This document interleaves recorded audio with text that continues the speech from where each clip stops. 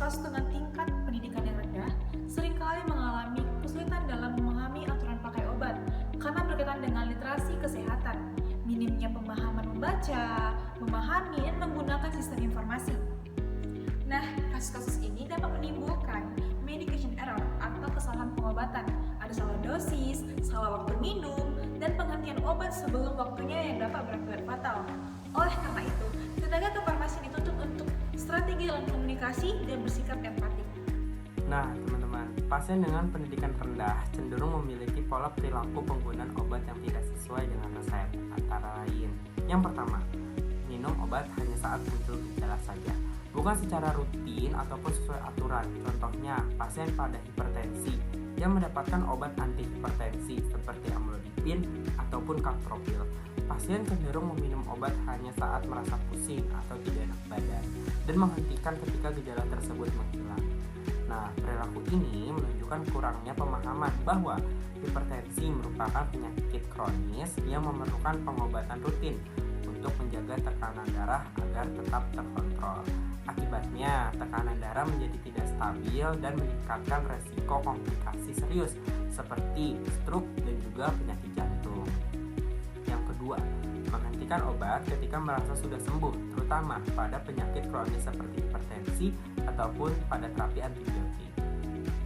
Hal ini umum terjadi pada pasien dengan infeksi bakteri yang mendapatkan terapi antibiotik seperti amoxicillin ataupun ceftriaxone. Setelah beberapa hari penggunaan, gejala seperti demam ataupun nyeri akan berkurang sehingga pasien menganggap penyakitnya telah sembuh dan menghentikan pengobatan meskipun obat belum habis. Perilaku ini disebabkan oleh kurangnya pemahaman mengenai pentingnya menghabiskan antibiotik sesuai aturan untuk membunuh bakteri secara tuntas. Yang ketiga, mengandalkan pengalaman pribadi ataupun cerita orang lain, bukan berdasarkan informasi tenaga dari kesehatan. Contohnya, pada penggunaan obat bebas seperti obat paracetamol untuk nyeri atau demam, pasien dapat meminum obat berdasarkan pengalaman sebelumnya atau anjuran tetangga tanpa memperhatikan dosis ataupun frekuensi obat yang dianjurkan. Keterbatasan pemahaman terhadap aturan pakai obat menyebabkan pasien beresiko mengonsumsi obat secara berlebihan. Nah, yang keempat adalah salah memahami aturan pakai 3 kali sehari. Pada kasus pasien yang menerima antibiotik dengan aturan pakai 3 kali sehari, biasanya obatnya amoxicillin. Pasien dapat mengartikan instruksi tersebut sebagai diminum setiap kali makan tanpa memperhatikan interval waktu yang harusnya terbagi merata sepanjang hari. Kesalahan interpretasi ini menyebabkan kadar obat dalam darah tidak stabil dan terapi menjadi kurang efektif. Selain itu, kondisi ini juga dapat meningkatkan resiko terjadinya resisten bakteri akibat penggunaan antibiotik yang tidak optimal. Perilaku tersebut dipengaruhi oleh kurangnya pemahaman terhadap konsep penggunaan obat jangka panjang dan dampak kesalahan penggunaan obat terhadap kesehatan. Kasus pasien yang memiliki riwayat pendidikan yang rendah atau pasien yang tidak memahami aturan pemakaian obat merupakan salah satu kategori drug related problem atau DRPS, khususnya ketidakpatuhan atau non-adherence.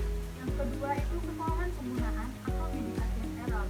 Medication error yang sering terjadi yaitu yang pertama, kesalahan penggunaan obat yang dimana obat yang seharusnya ditetes di mata tetapi digunakan untuk oral. Yang kedua, tertukarnya obat karena persamaan warna dan bentuknya. Yang ketiga, menghentikan penggunaan obat karena merasa sudah sembuh. Nah, dampak dari DRPS ini dapat mengakibat kegagalan terapi, resistensi obat, dan menyebabkan kematian juga. Selain faktor tingkat pendidikan, faktor sosial budaya juga dapat mengaruhi komunikasi kefarmasian. Yang pertama, sikap pasien yang proaktif, yang dimana cenderung menerima tanpa bertanya. Yang kedua, pasien cenderung takut untuk bertanya karena tidak memahami penjelasan dari tenaga kefarmasian. Yang ketiga, pasien sepenuhnya memberikan resep kepada tenaga kefarmasian dibandingkan pemahaman yang mereka dapat. Kondisi ini menuntut agar tenaga kefarmasian agar lebih aktif dan memastikan pasien memahami informasi yang telah diberikan agar tidak terjadi komplikasi pada pasien. Untuk menghindari keterbatasan literasi kesehatan pasien, tenaga kefarmasian perlu menerapkan penggunaan komunikasi yang efektif. Meliputi yang pertama ada penggunaan bahasa yang sederhana, di mana tenaga kefarmasian menghindari penggunaan istilah-istilah medis atau jargon teknis. Instruksi seperti 3 kali sehari bisa sebaiknya diubah menjadi pagi, siang, dan malam, atau penggunaan jam minum obat. Yang kedua ada penggunaan metode TED-Speak, di mana tenaga kefarmasian bisa meminta pasien untuk mengulangi peresepan obat yang dilakukan tenaga kefarmasian menggunakan kata-kata mereka sendiri. Metode ini terbukti lebih efektif dalam mengurangi terjadinya medication error. Yang ketiga ada visualisasi dan simbol, di mana penggunaan piktogram, simbol matahari dan bulan, serta penandaan waktu minum obat dapat membantu pasien yang kesulitan membaca teks.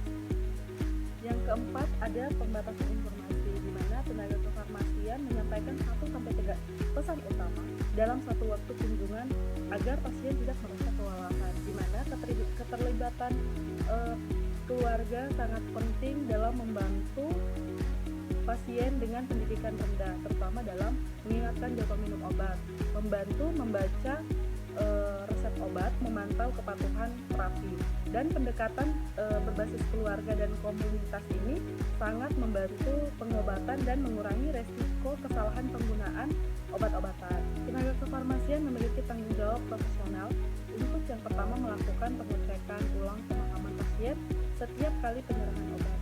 Yang kedua ada bersikap empatik dan sabar dan tidak menghakimi pasien. Yang ketiga ada mendorong pasien untuk dapat bertanya ketika mendapat informasi yang kurang dipahami.